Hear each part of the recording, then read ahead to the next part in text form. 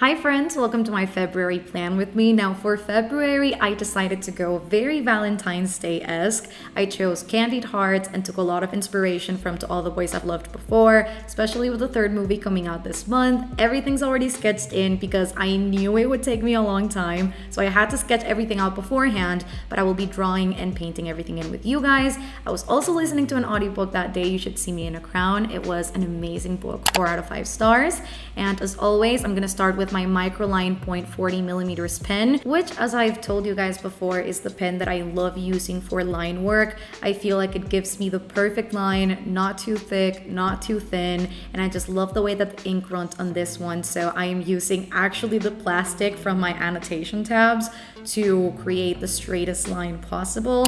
All of my accent colors this month will be pastels, just to keep the theme of like Valentine's. I recently found this Stabilo set that only had pastel colors, so it worked out perfectly for me. And then every doodle that I actually sketch out, I will be doing with a blue pen, just like the movie cover for To All the Boys I've Loved Before.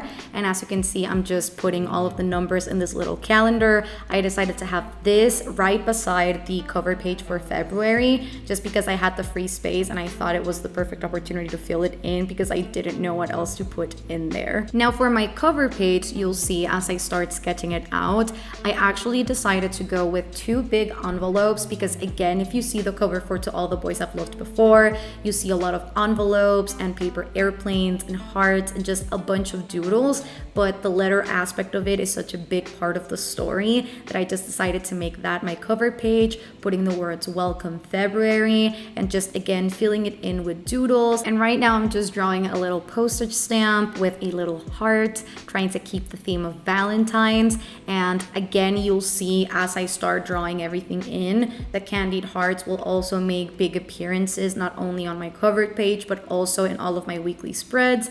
I try to incorporate something that wasn't necessarily into All the Boys I've Loved Before, but something that I feel fits the theme of Valentine's very, very much. And I just did this with several different colors just to play a little bit with the colors that I'm using so that everything doesn't seem too monochrome or a single color is not overused, because I feel like Valentine's is very bright, it's very loving. So that's why I decided to use a little bit of a different color play, because in January I did everything in yellow. So I thought it would be nice for this month to switch it up a little bit and to use a variety of different colors, especially because I'm in love with this new Stabilo pen set that I got. So as you can see, I'm coloring in every letter in a different color. And then for the candied hearts, everything that I am writing inside of it, despite whatever color the candied heart is, I am drawing the letters in red, just because it usually is either a hot pink or red, but I felt if I did hot pink, it might just get lost in the blue or in the pink, so I decided to go with red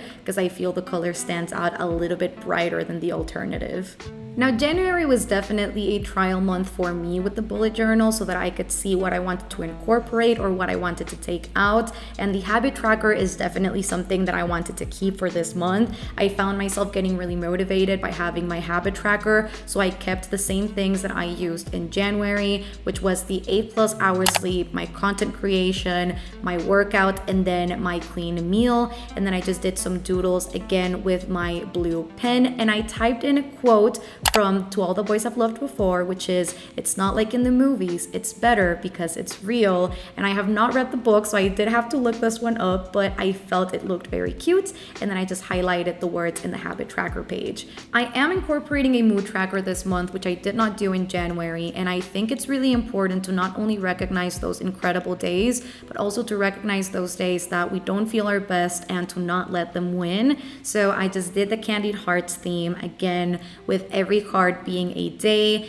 did some doodles at the bottom, and painted in the colors for each corresponding mood that I could have throughout the month. And if I'm being quite honest, I never thought I'd incorporate a mood tracker into my journal, but in January I actually found myself wanting to track my mood, so that's why I decided to include it this month, although I'd never done it before. This next spread I decided to do separately this month as well, only because last month I included it in the monthly overview calendar and I found myself needing more space. So I just decided to draw a big letter with the actual paper going out of it with two different sections, one for my goals and then one for my tasks that I could write down and keep a track of throughout the month.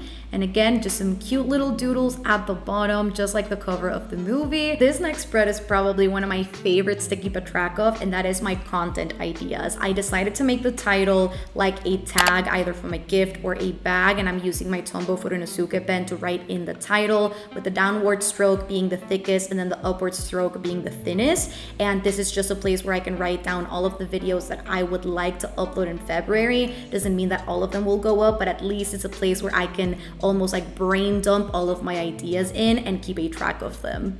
Next up, we have the days read, and this is divided into physical and audio. The title I decided to do like a letter, again with the little accent colors. This time I used 3. For the title, I used pink. For the shadow, I used like a light blue. And then for the shadow inside the letter, I used gray. Did some little doodles, again in a dark blue shade. And this month, because the month is shorter and we actually have 28 days, I decided to do a little bit of a different layout. And instead of using the small squares that I used in January, I decided to do some bigger rectangles just to fill out the entirety of the page. I have to be honest, I didn't really know what to do with my books read spread, so I decided to do a paper being held up by a clip. I filled it in with gray and then used my Jelly Roll white pen to put in a little bit of light into the actual clip to make it a little bit more realistic. I actually painted it in with a peach shade, and then I did actually some calligraphy with my Furunosuke pen, which I rarely do, and you'll be able to see it later on.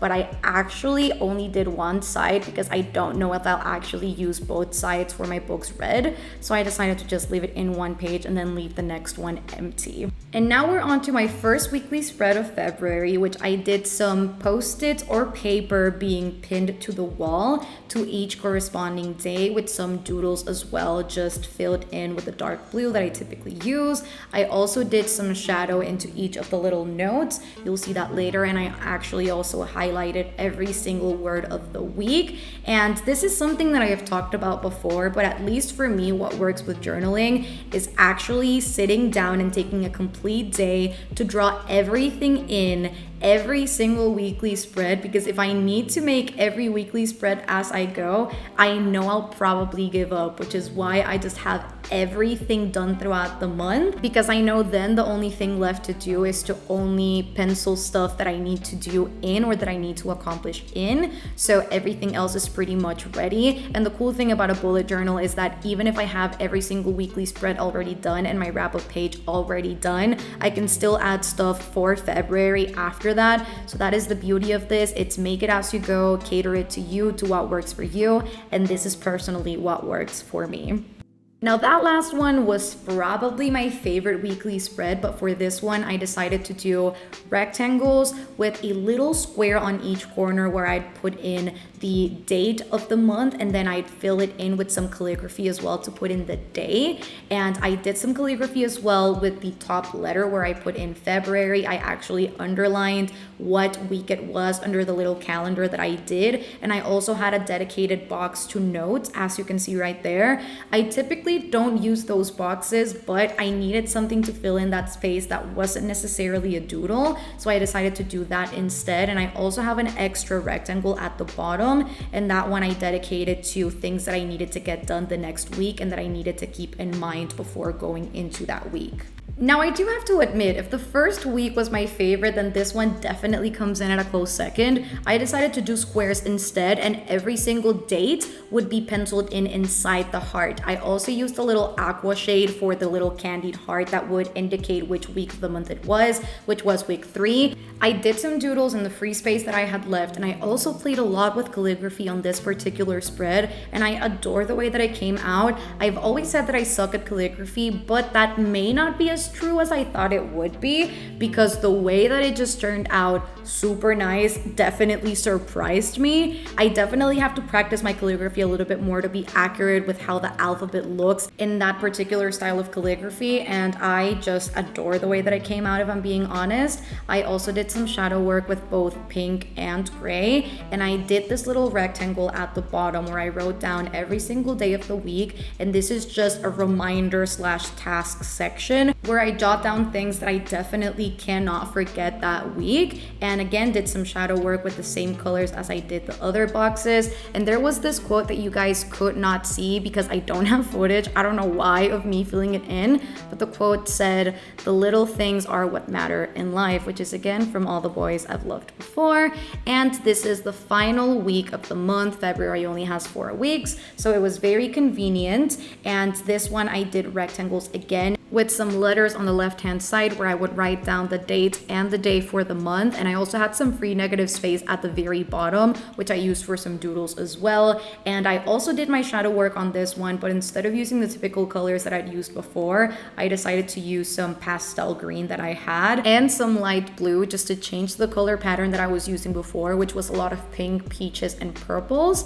And the color combination came out quite nice. And last but certainly not least, we have my February wrap up portion. Now, these are my last spreads as of now. I may add more throughout the month, especially with our 24-hour readathon at the end of every month. I might just make a dedicated spread to that. But for this one, I decided to do the same thing that I did with my books read, which is a paper being held up by a clip. I just did some calligraphy, favorite quotes, and then I have my wrap up portion with my favorite book, pages read, and books read. And the wrap up title actually looks like wrap up title. I don't know what happened there, but it's just the way it looks. And that is the last spread for the journal. And this is how everything looks. At the very end, when I finished everything, I did decide to go back and add a little bit more doodling to certain spreads, but overall I absolutely love the way that this turned out. I think it's a definite step up from what I did in January. January was very simple, it was very minimalistic, just because it was my first time actually journaling and I didn't know exactly what to do with it. But I think this month I explored a lot of different avenues with like doodling and sketches and calligraphy, which I definitely did not dare do in my very first month. But I am very, very excited to see what I continue to do with my journal. And yeah, I hope you guys enjoyed this video. Don't forget to give it a thumbs up. Subscribe down below if you haven't already for more book content. I am constantly uploading videos that I'm sure you do not want to miss, as well as sprinting throughout the week. All of my socials are also linked down below if you want to keep up with me on my daily. I have an Instagram, Twitter, Goodreads, and an Amazon wishlist. You guys know the drill. And yeah, I hope you guys enjoyed this little impromptu, very chill video. It's not my typical chatty one with books, but I hope you guys enjoyed it nonetheless. And yeah, I love you guys, and I will see you on the very next one very, very, very, very soon. Bye, guys.